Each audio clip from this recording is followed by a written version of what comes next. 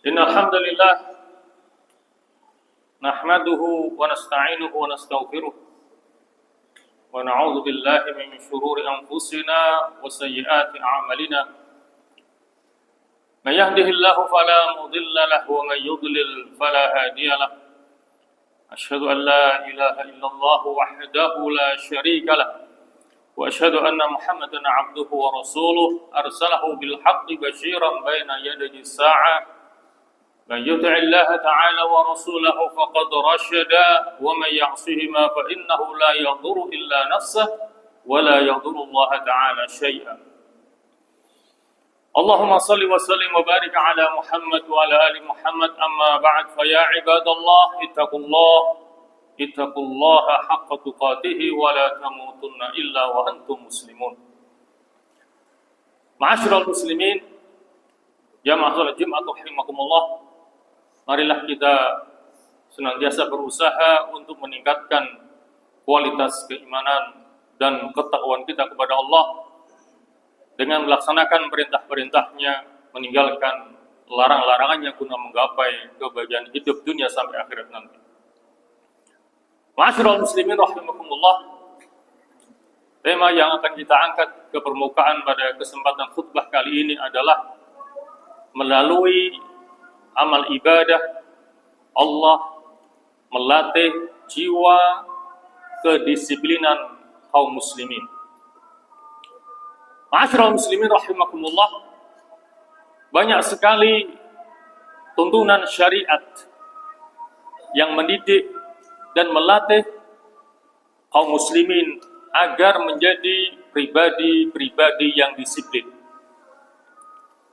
Ketika kaum muslimin bisa disiplin dalam pelaksanaan syariat agamanya, maka insya Allah kaum muslimin baik secara pribadi, keluarga, masyarakat, bahkan negara akan menjadi baik, teratur, dan maju. Ma'asyiral muslimin rahimakumullah, dan kalau kita mau mengeksplorasi Al-Quran, maka di sana akan banyak kita dapatkan ayat-ayat Al-Quran yang di dalamnya menjelaskan tentang urgensi atau pentingnya masalah disiplin ini. Di antaranya yang pertama adalah ayat-ayat yang menjelaskan kepada kita bahwa sesungguhnya Allah Subhanahu wa Ta'ala menciptakan alam semesta ini dengan penuh keteraturan, kerapian, dan kedisiplinan. Dalam hal ini Allah Subhanahu wa Ta'ala berfirman dalam surah Al-Furqan ayat 2, Alladzi khalaqa kulla syai'in faqaddarahu taqdira. Yang artinya, dan dialah yang menciptakan segala sesuatunya, maka dia menentukan ukuran-ukurannya dengan serapi-rapinya. Maka ini menunjukkan bahwa semua yang Allah ciptakan, maka Allah ciptakan dengan penuh kerapian dan kedisiplinan, sehingga tidak ada satupun yang sia-sia dari ciptaan Allah Subhanahu wa Ta'ala. Juga firman Allah Subhanahu wa Ta'ala dalam surah Yasin ayat 38 sampai 40, "Wasyamsu tajri li mustaqarrin laha, dzalika taqdirul azizil alim. Wal qamara qaddarnahu manazila hatta 'ada kal urjunil qadim. Lasyams yanbaghi laha an tudrikal qamara wa la lailu sabiqun nahar wa kullun fi falqin yasbahun." Ya, artinya, dan matahari berjalan di tempat peredarannya. Itulah ketentuan Zat yang Maha Perkasa lagi Maha Mengetahui. Dan bulan kami telah menentukan manzilah-manzilahnya atau garis peredarannya. Dan apabila ketika bulan itu sudah sampai kepada manzilahnya yang terakhir, maka dia kembali dalam bentuk tangan yang tua. Dan matahari tidak mungkin mendapati bulan, dan malam tidak mungkin mendahului siang. Semuanya berjalan pada garis edarnya. Ini menunjukkan bahwa semua benda langit yang Allah ciptakan, apakah matahari, bulan, dan planet-planet, semuanya tunduk dan disiplin berjalan sesuai dengan perintah Allah pada garis edarnya masing-masing. Yang apabila ada salah satunya yang keluar dari garis edarnya, maka akan terjadi tabrakan yang akan bisa menghancurkan alam semesta ini. Ma'asyiral muslimin rahimakumullah. Yang kedua, ayat-ayat Al-Quran yang menunjukkan bahwa sesungguhnya Allah Subhanahu wa ta'ala mencintai orang-orang yang berperang di jalannya dengan cara yang terorganisir dengan sebaik-baiknya. Inilah yang difirmankan oleh Allah Subhanahu wa ta'ala dalam surah As-Saff ayat keempat. Inna Allaha yuhibbul ladhina yuqatiluna fi sabilihi saffan ka'annahum bunyanun marsus. Ya, artinya sesungguhnya Allah cinta kepada orang-orang yang berperang di jalannya saffan, dalam barisan yang rapi dan teratur, seakan-akan mereka adalah bangunan yang kokoh. Yang ketiga, ayat yang menjelaskan kepada kita bahwa sesungguhnya Allah menciptakan alam semesta ini dengan penuh keseimbangan dan tidak ada yang cacat dalam penciptaan Allah Subhanahu wa ta'ala. Hal ini Allah tegaskan lewat surah Al-Mulk ayat 3, alladzi khalaqa sab'a samawatin tibaqa ma tara fi khalqir rahmani min tafawut farji'il basara hal tara min futur. Yang artinya dialah Allah yang telah menciptakan 7 langit berlapis-lapis. Kamu tidak melihat pada ciptaan Zat yang Maha Pengasih sesuatu yang tidak berimbang. Maka lihatlah berulang-ulang, adakah sesuatu yang tidak seimbang? Maka jawabannya, kita tidak akan pernah mendapatinya, karena semua yang Allah ciptakan, Allah menciptakannya dengan penuh keteraturan dan penuh keseimbangan. Ma'asyiral muslimin rahimakumullah, itu ayat-ayat Al-Quran yang menegaskan kepada kita semuanya akan arti pentingnya kedisiplinan.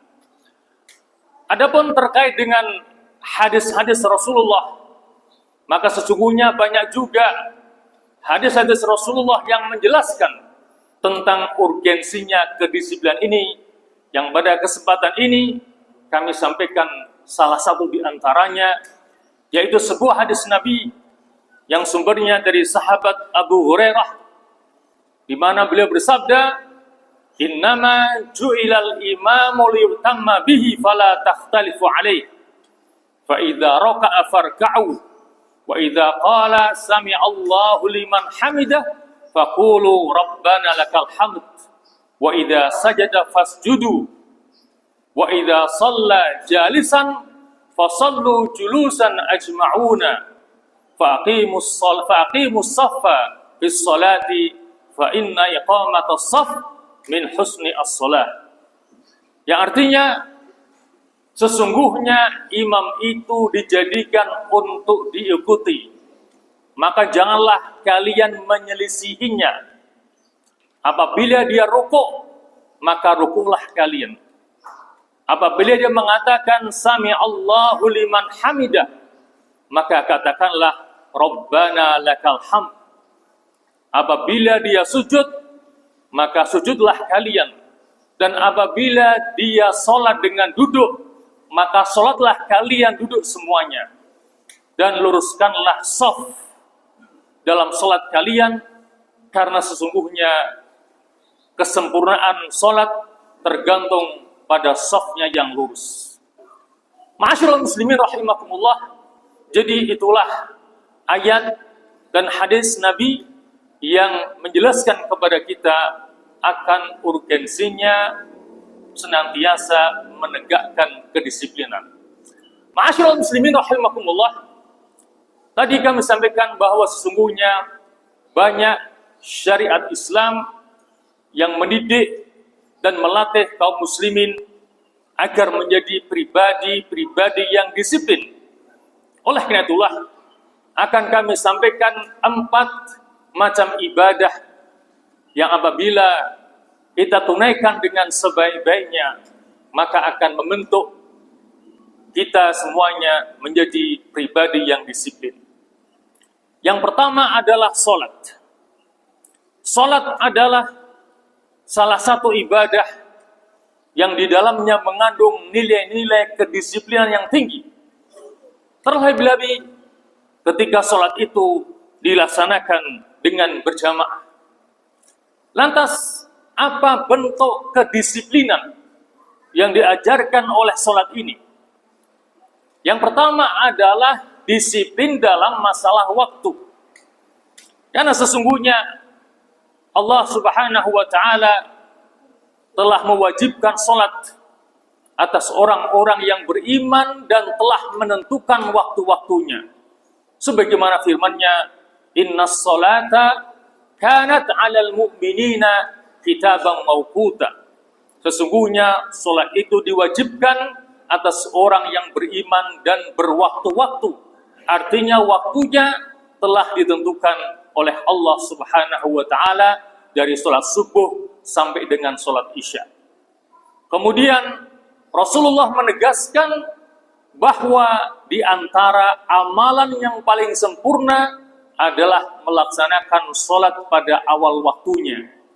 Ini beliau jelaskan ketika ada seseorang yang bertanya kepadanya, "Ayyul a'mali ahabbu ilallah?" Amalan apakah yang paling dicintai oleh Allah Subhanahu wa Ta'ala? Maka di antaranya Nabi mengatakan as-salatu fi waqtiha atau as-salatu fi awwali waqtiha, yaitu melaksanakan salat pada awal waktunya. Ini terkait dengan disiplin masalah waktu. Yang kedua adalah disiplin dalam ketaatan kepada seorang pemimpin. Dalam sholat, yang menjadi pemimpin adalah imam. Maka makmum harus taat kepada imamnya. Makmum tidak boleh mendahului gerakan imam. Bahkan ada sebuah ancaman yang keras dari Rasulullah SAW apabila ada makmum yang mendahului gerakan imamnya, di mana beliau mengatakan, "Ama yakhsha ahadukum idza rafa'a ra'sahu qabla al-iman an yaj'alallah suratahu suratal himar." Yang artinya, apakah salah seorang di antara kalian tidak takut apabila dia mengangkat kepalanya sebelum imam mengangkat kepalanya, maka Allah akan menjadikannya seperti bentuk seekor himar ataupun keledai. Mengapa? Diancam Allah akan merubah bentuknya seperti bentuk himar. Mengapa yang dipilih adalah himar, bukan hewan yang lainnya? Karena ternyata himar itu merupakan simbol hewan yang paling bodoh di dunia ini. Sehingga kalau ada seorang makmum yang gerakannya mendahului imamnya, maka itu menunjukkan akan kebodohannya dalam masalah sholat. Ma'asyiral muslimin rahimakumullah. Kemudian yang ketiga adalah disiplin dalam berusaha untuk menciptakan ketenangan pada waktu melaksanakan sholat berjamaah di dalam masjid. Dalam hal ini, maka Rasulullah SAW melarang seseorang untuk terburu-buru pergi ke masjid, karena langkah yang terburu-buru itu akan bisa mengundang datangnya kegaduhan di dalam masjid. Oleh karena itulah, dalam sebuah hadisnya Nabi berpesan, "Idza sami'tumul iqamata famshu ila shalah wa 'alaikum bis-sakinati wal waqar wa la tusri'u. Fama adraktum fasallu wa ma fatakum fa'atim." Yang artinya, apabila kalian mendengar iqamah telah dikumandangkan, maka berjalanlah menuju sholat. Dan kalian harus bersikap tenang dan khidmat dan jangan terburu-buru. Apa yang kalian dapatkan dari sholat, maka ikutilah. Dan apa yang kalian tidak dapatkan dari sholat, fa'atimu, maka sempurnakanlah. Itulah 3 bentuk kedisiplinan yang bisa kita dapatkan ketika kita melaksanakan sholat dengan sebaik-baiknya. Adapun contoh yang kedua dari amal ibadah yang bisa membentuk kedisiplinan adalah terkait dengan ibadah puasa. Karena sesungguhnya dalam ibadah puasa banyak ketentuan-ketentuan yang tidak boleh dilanggar. Yang apabila dilanggar bisa menyebabkan puasanya batal. Seperti makan, minum, atau melakukan hubungan suami istri pada siang bulan Ramadan. Atau kalaupun tidak membatalkan, bisa menghilangkan pahala puasanya. Seperti berdusta, melakukan adu domba, kemudian menggunjing, sumpah palsu. Itu semuanya bisa menghilangkan pahala puasanya. Oleh karena itulah, as-shaumu lughatan, bahwa puasa secara bahasa artinya adalah al-imsak, menahan diri. Adapun secara istilah adalah al-imsak anil muftirat min tulu'il fajri ila ghurubi syamsi biniyati at-taqarrubi ila Allah. Artinya menahan diri dari hal-hal yang membatalkan puasa sejak dari terbitnya fajar sampai terbenamnya matahari dengan niat untuk mendekatkan diri kepada Allah Subhanahu wa ta'ala. Sehingga ketika orang itu sukses dengan ibadah puasanya, maka insya Allah dia akan menjadi pribadi yang sangat disiplin. Ma'asyiral muslimin rahimakumullah, adapun contoh ibadah yang ketiga adalah ibadah haji. Di mana ibadah haji ini menuntut adanya kedisiplinan waktu dan juga pengendalian diri yang sangat tinggi. Mengapa? Karena ibadah haji tidak bisa dilaksanakan pada setiap waktu. Karena waktunya telah ditentukan oleh Allah Subhanahu wa ta'ala. Juga banyak ketentuan-ketentuan yang tidak boleh dilanggar. Yang apabila dilanggar, maka ibadah puasanya tidak sah atau dia terkena dam ataupun denda. Inilah yang dijelaskan oleh Allah Subhanahu wa taala dalam surah Al-Baqarah ayat 197, Al-Hajju ashhurum ma'lumat.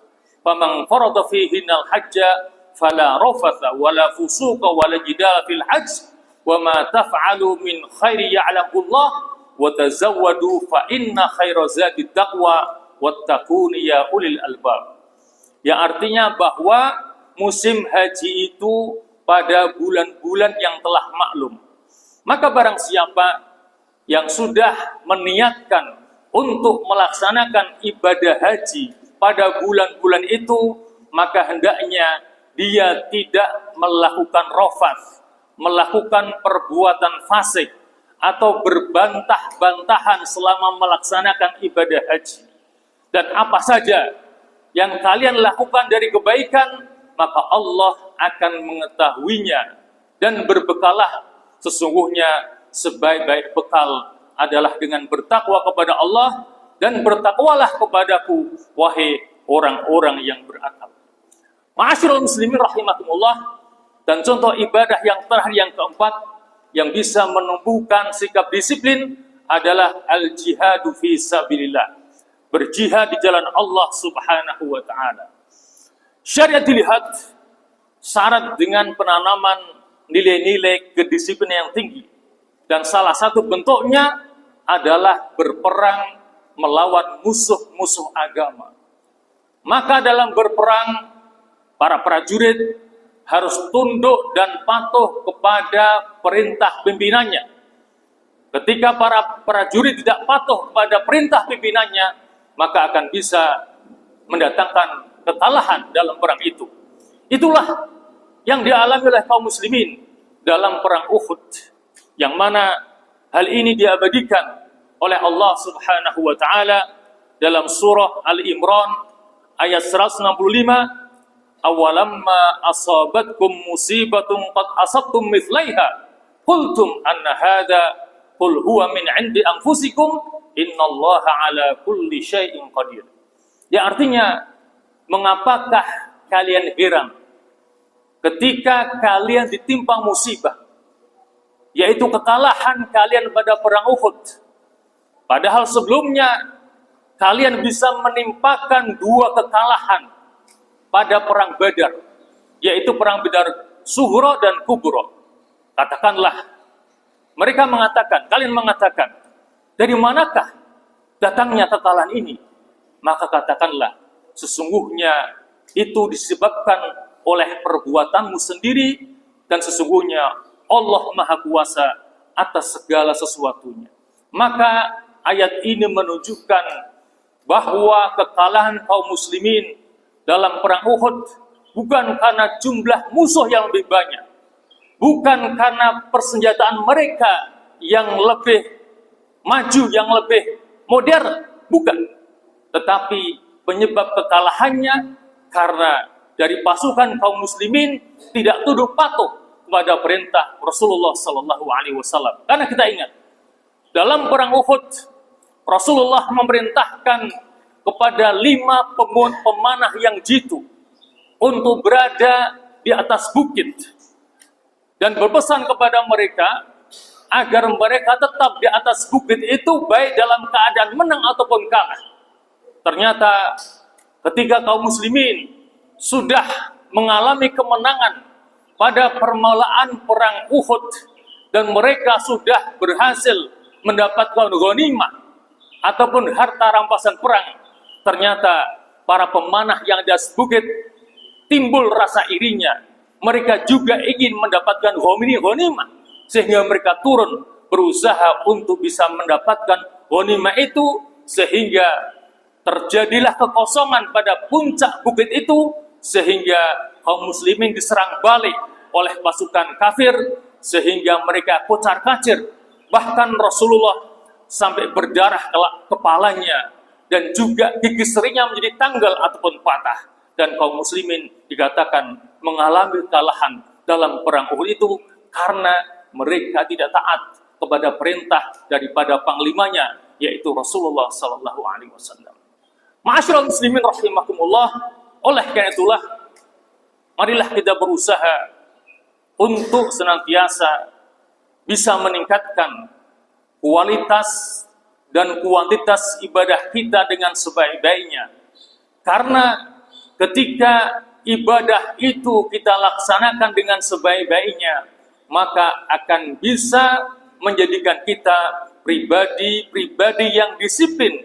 Dan disiplin itulah salah satu kunci untuk mendapatkan kesuksesan baik di dunia maupun di akhirat nanti. Aqulu qouli hadza wa astaghfirullahal azim li wa lakum wa lisairil muslimin wal muslimat wal mu'minin wal mu'minat fastaghfiruh innahu huwal ghafurur rahim.